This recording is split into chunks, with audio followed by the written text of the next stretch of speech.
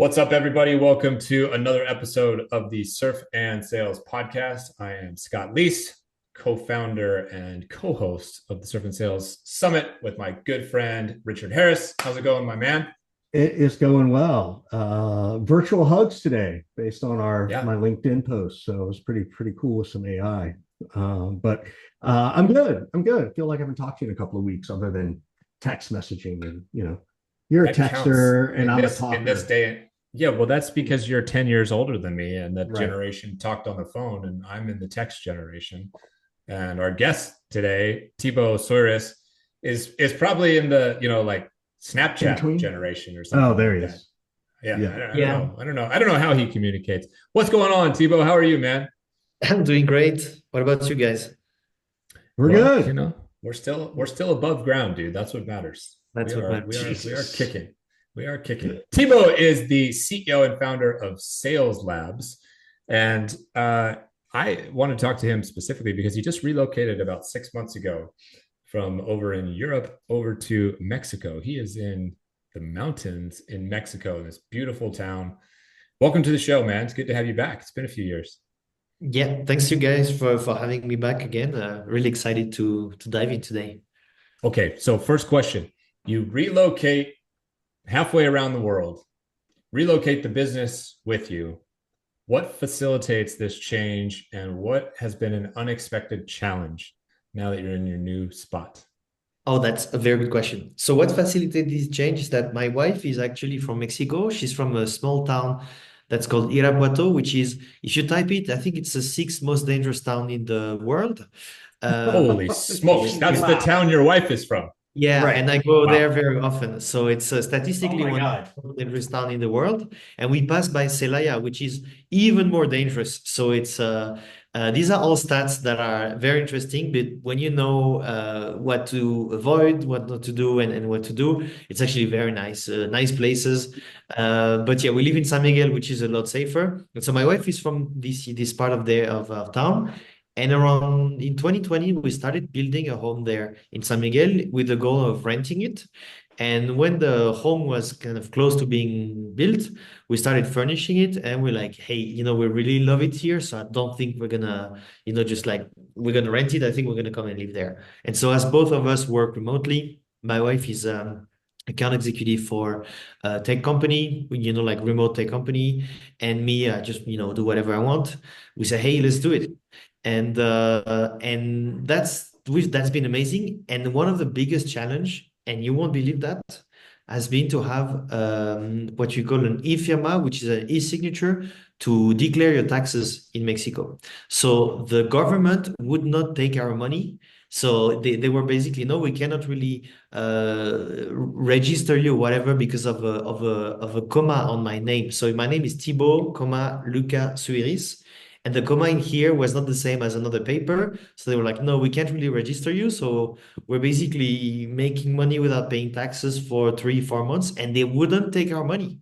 So that's been the unexpected So challenge we faced. so what do you have to like go home and change your name on your birth certificate? Like, what do you do? No, Nothing? so basically it's crazy. So they say, hey, you have to. So there's like a permit, a residence permit that I have, and then there's another thing called the CURP, which is a kind of social security number or something like that. And the name on the CURP didn't have a comma, and the permit had a comma, which is my name. So I went to an office. I had to find the right office and say, oh, maybe you can change your name, on your French passport. They was like, come on. So I Right. kind of went a few times over and over until I found someone who actually didn't notice the comma, and then they just like registered me, and that was fine. So Oh my God. yeah, yeah, He basically just went and found another teller to help him. Right. And he just exactly, kept exactly, going until somebody overlooked it. I love exactly. that. That's how Mexico works. Yeah. Oh my I love gosh. That is hilarious. it. Um, so when you were, because you were in the Europe and now you're in Mexico, Yeah. I actually have a better question. How do you find someone that works as a full-time account executive, but then you get to just do whatever you want, as you said, because that's the dream, right? That's what Scott and I Yeah. are looking for is how do I find the cocktail version of this? So So, I mean, that's a very good question for my wife. So the good thing with my Why are you tolerating him? That's the question. No, but so I mean, for me as a business owner, I do whatever I want, like Right. it's your coaching, we're Yeah. online, guys, we know. But when you work for someone, so my wife, she worked for a company which is like they don't even have an office, so they are remote everywhere. Yeah. And the good thing is that she said to her boss, "Hey, I'm planning to go and live in Mexico." And he was like, "Yeah, sure, great. You're gonna take care of the US market and then Right. basically North America, which is much better than Europe." And so, yeah, the whole company is set to work remotely and asynchronously. So they don't really care where you work from. Right. And they employ you as, I mean, you work as a contractor. So you have kind of your mini business. Right. And so that's the thing.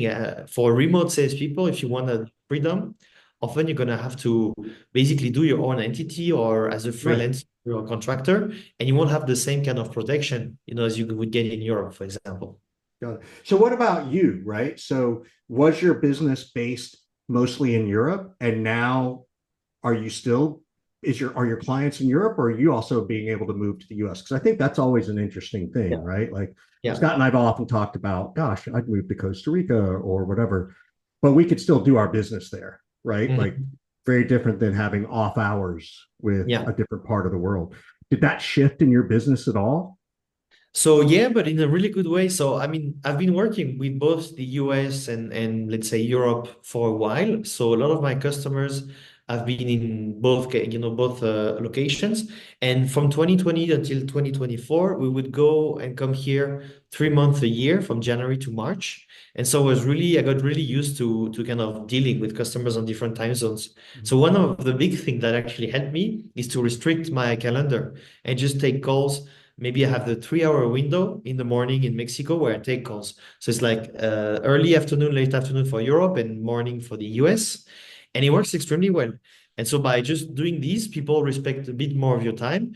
Sometimes I wake up earlier. Let's say I have a training that I have to do, and it's going to be around 2 p.m. in Europe. I'm going to wake up at 5 and do it, but never something too complicated. So it's never been an issue, and it's been actually a forcing function to kind of create a business that doesn't really rely on being present at one specific time, for sure, not one specific location.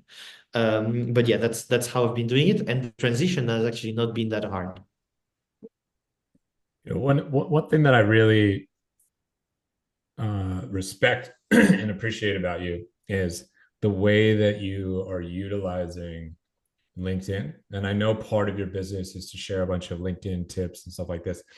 And Richard, I don't know if you do this. I definitely don't do this.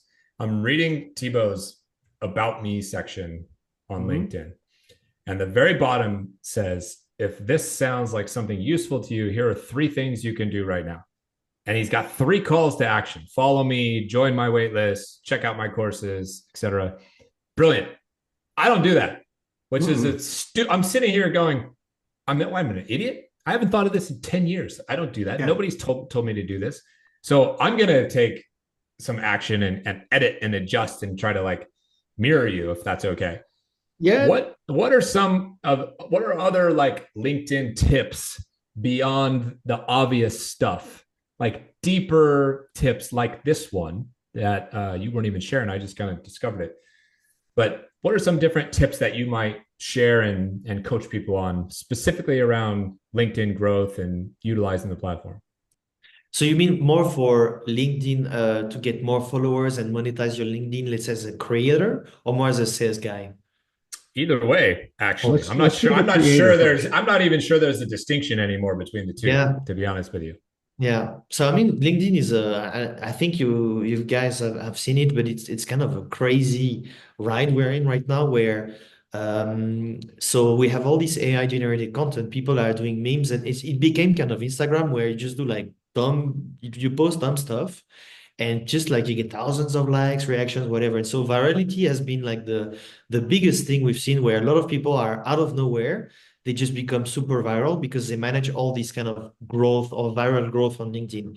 And so for me, the tip is just avoid this, because I've had I've had stints of performance where I had 3 likes on my posts, like basically barely any traction, anything, but I was able to monetize like crazy because I got these people who've been following me for 4 or 5 years, and they trust me, they follow me. I have a newsletter where basically LinkedIn has a discovery channel. People find about you, they follow you. But if you can take them to your mailing list, that's where you're going to build a lot of trust. So I think it's just don't chase virality. Don't try to go and hit 100,000 followers in 3 months, because that's not how it works. I mean, Richard, I remember seeing you like back in 2017 or something like that, or 2018 on LinkedIn, and you've been consistently going at it.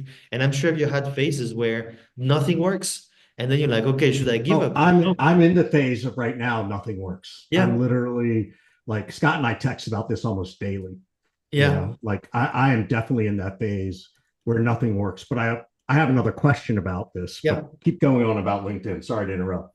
No, for sure. And I was almost there, but basically that's the to like the external validation of what you see, where people have tons of likes, comments, engagement, or whatever. When you just go and dig a bit deeper, you see it's all engineered. There's like AI, like bot cannons or whatever. How So can how yeah, can you tell, right? Now, granted, there are sometimes you can see the comments and you're like, no yeah, human wrote that, right? yeah, Sometimes you can't really tell.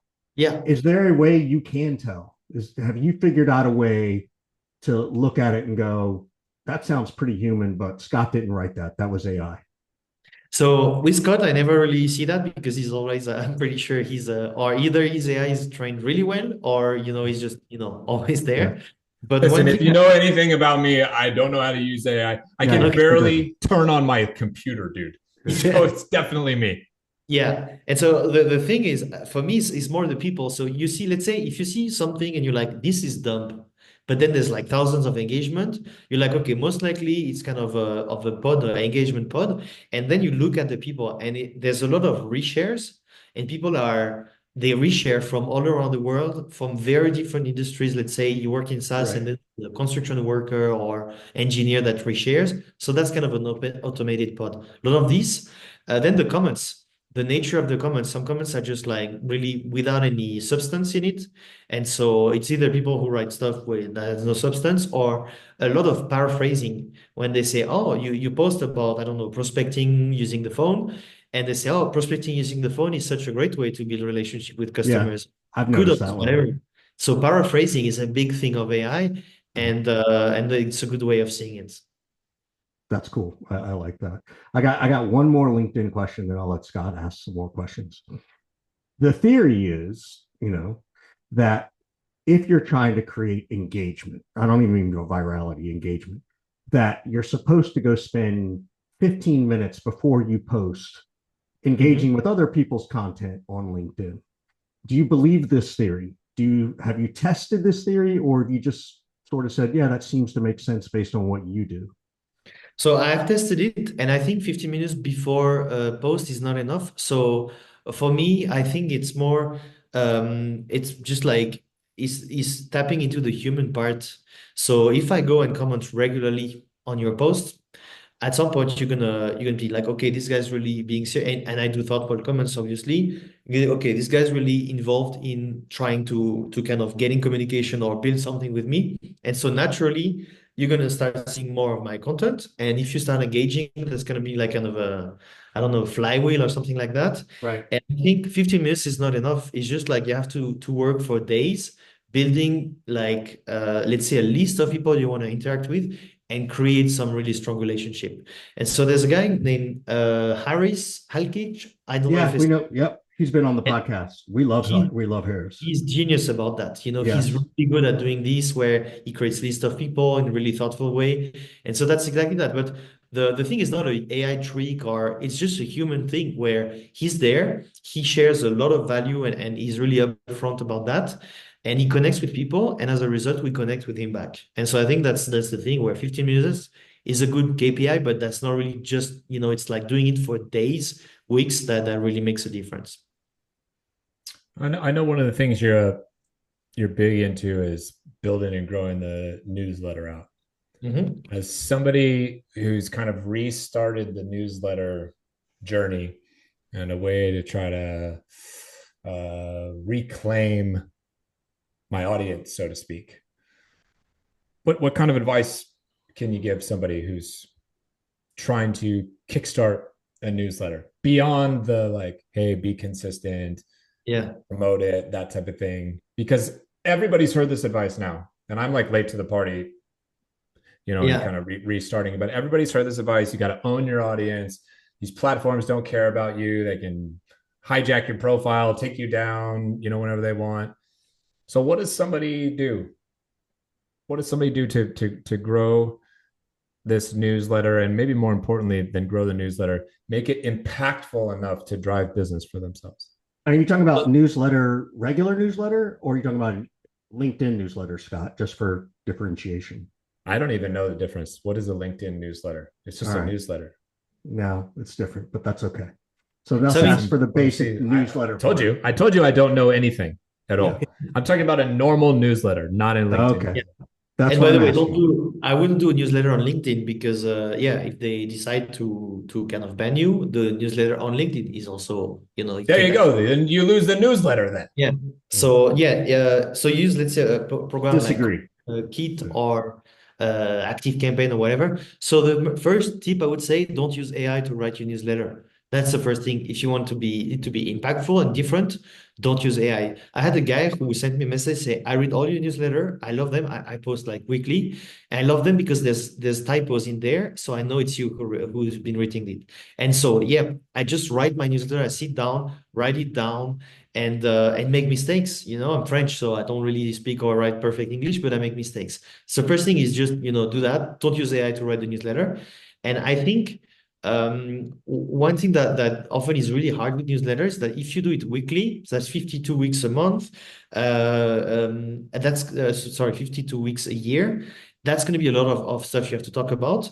And it's not just to spread yourself too thin and talk about so many different things. So for example, if you talk about remote sales, which is what I talk about, I'm going to talk, it's called the Remote Sales Playbook. And I'm going to talk, let's say, about building a prospecting routine. You could say once it's done, you'd never talk about it anymore. But no, I can say how to build a prospecting routine as a remote SDR, how to build a prospecting routine as a remote AE. There's a few different things that can be really interesting.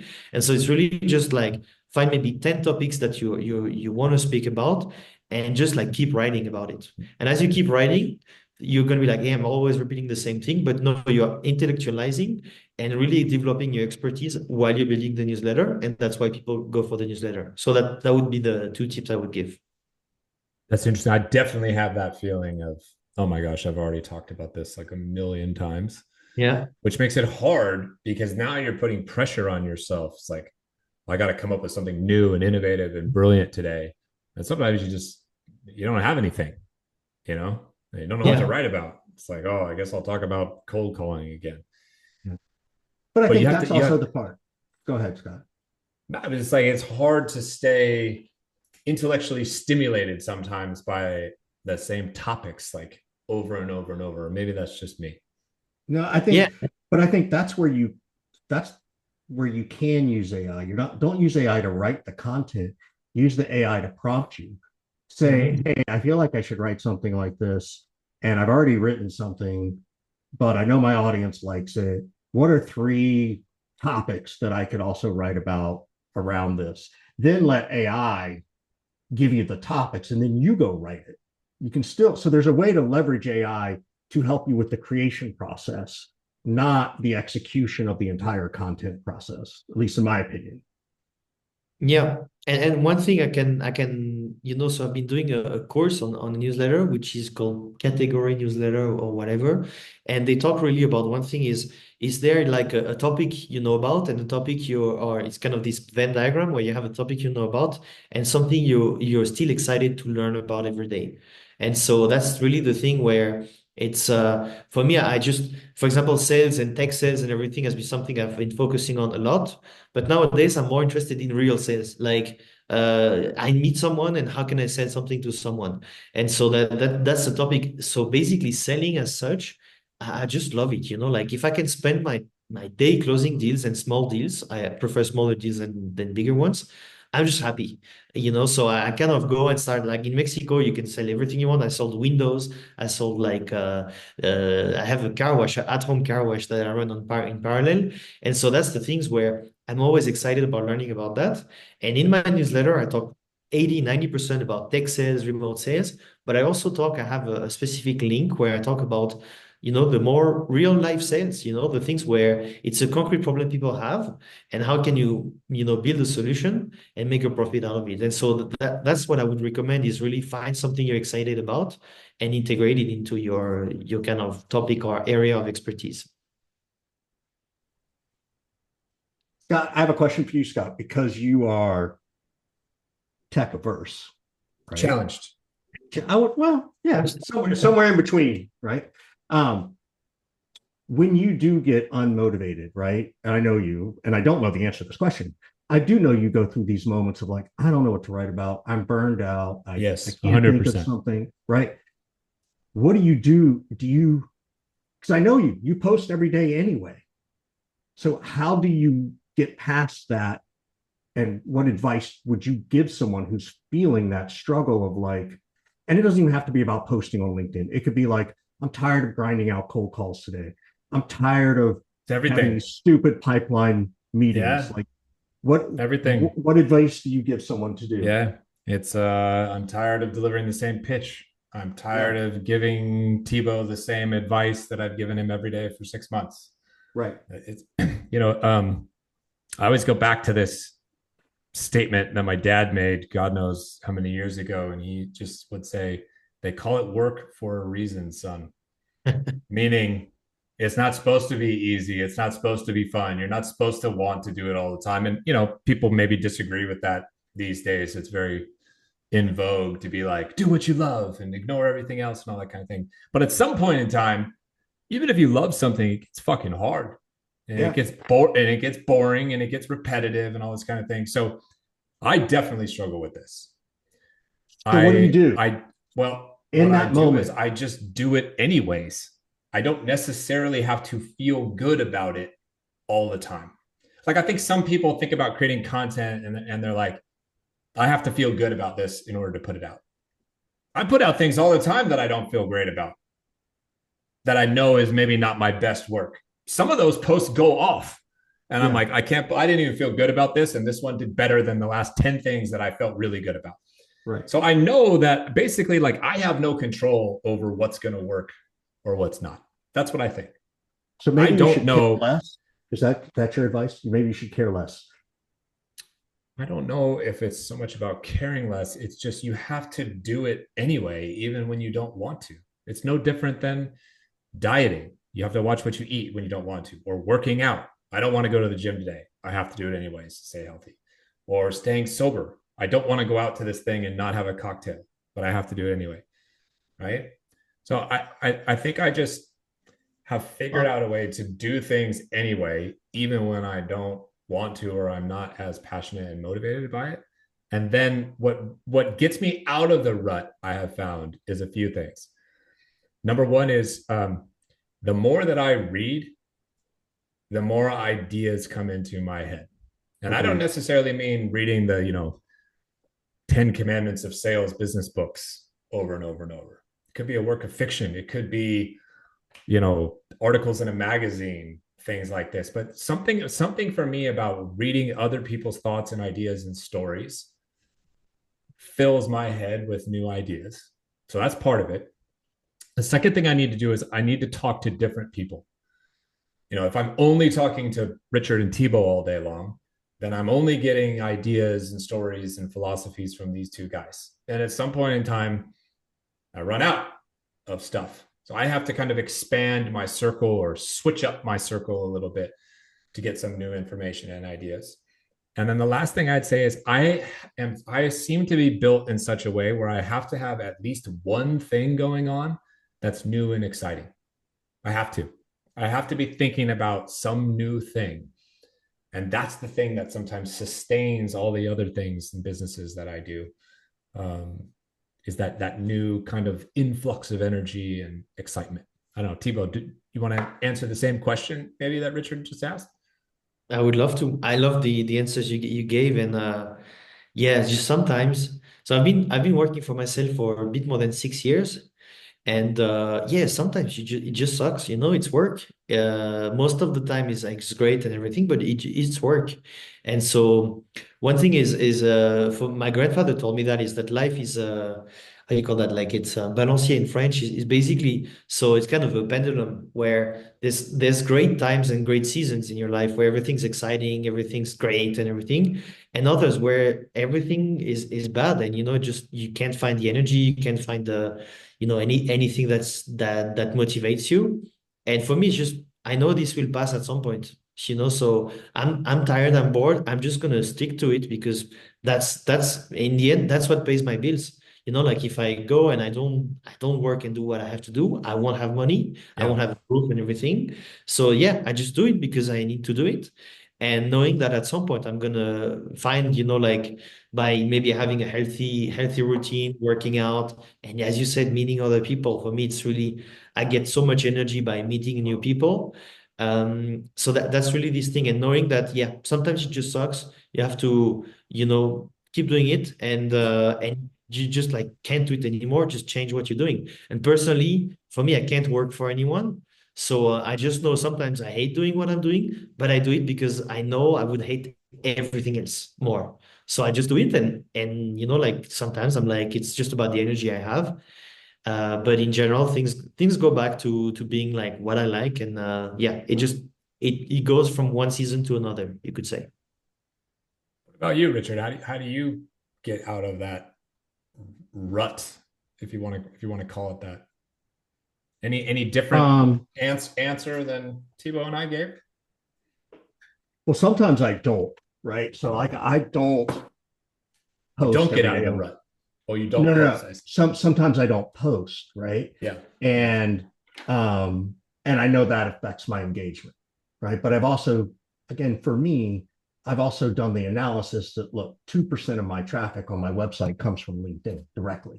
So I know that LinkedIn is much more of a validation for me than a lot of things. And, knock on wood, I've been doing this a while. I think all three of us have, so that, I don't need to go off all the time. Um, that being said, I've spent a lot of time this year writing content for my blog for SEO reasons. And now I need to go and repurpose that content for some LinkedIn posts, which I can easily do.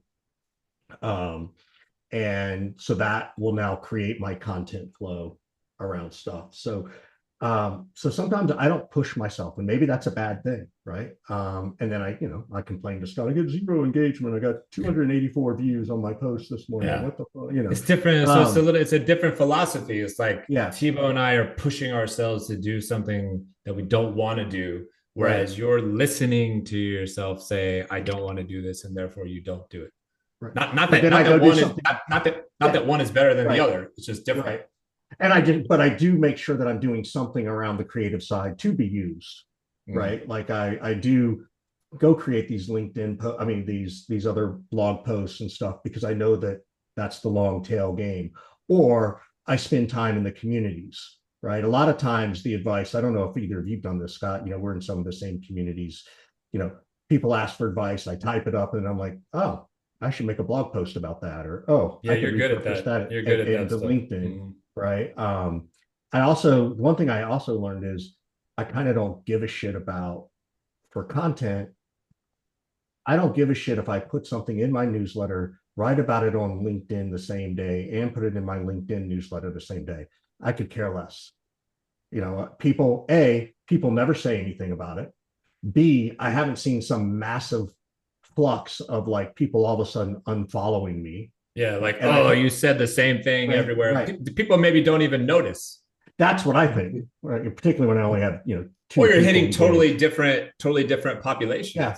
Yeah. So that's what I mean. Like so you don't know, right? Yeah. So I also try to repurpose stuff in multiple places to help alleviate that. I think my biggest challenge is I feel terrible that I don't post all the time. On the other hand, I don't feel bad that I can't think of something creative. So I'm going to go spend that time on something that's more useful to me, or let me rephrase that, can be equally useful to me. So Thibaut, what's the next thing that you're excited about and might be new and useful and exciting, since we're talking about this kind of stuff and Richard's talking about how he moves on to the next thing? What's the next thing that you're excited about that you might be working on? So for me, I'm very excited about. So I'm working with a video agency, and I'm not doing like it's not really video agency. It's a bunch of kids who are 22, and they are really really good at like shooting. So they have really great how you call that material for shooting. So two three cameras, and they're really good at editing and all the things that I absolutely hate doing, and I have no time for that.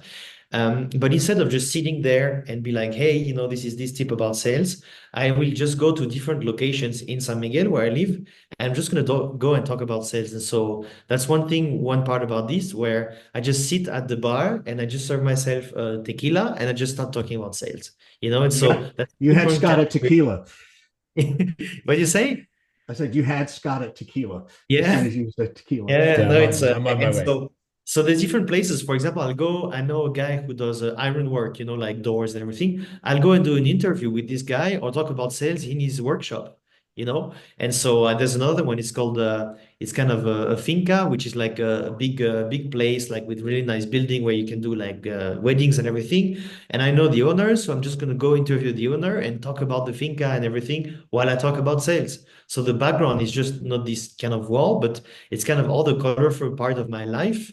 And so that's kind of something I'm super excited about because first, it's incredibly cheap compared to doing it in the US, where you have a crew and they would charge you like Mm. 10,000 per day. And so, and second, as I go and I talk to the owners of these places, I sell them additional stuff with the agency, so we're building this agency with these kids. And so I sell them the part, get the kids so it's kind of a flywheel of meeting new people, documenting my life, talking about sales, and creating new business. So I'm so excited about it because I know 10 more people now than I did 5 days ago. So that's the thing where I get to meet new people, and it's just super exciting. Yeah. I love That's that. really cool. He's working on his video game the same way I have been, Richard. Yeah, but he has a team. Do you have a team? No, I don't have a team. Do you have people following you? But I'm still well, I had my best ever TikTok post yesterday. Thank you. I know that. No, I don't mean following. It's a very people low following you around with cameras and that type of following. No.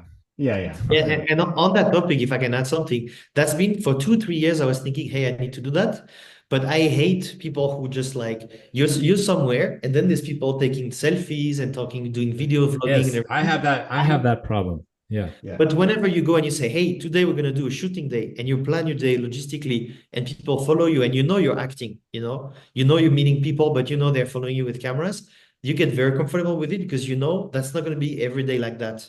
And so for me, I never go and pull out my phone, talk to myself. I always, whenever I'm doing shooting day, I do go to plenty of places and I have a crew behind me. And what's funny is that you get to meet new people who think you're a celebrity, like, oh, what are you talking about? And then you say, no, I'm not a celebrity. You talk about this, and then they start following you, and so they're like, oh, that's great. And so people are excited compared to the influencer in the wild, just being super He's over there in San Miguel. Everybody's Right. whispering, "Is he an actor? Right. Is he a soccer player? Is he a football player?"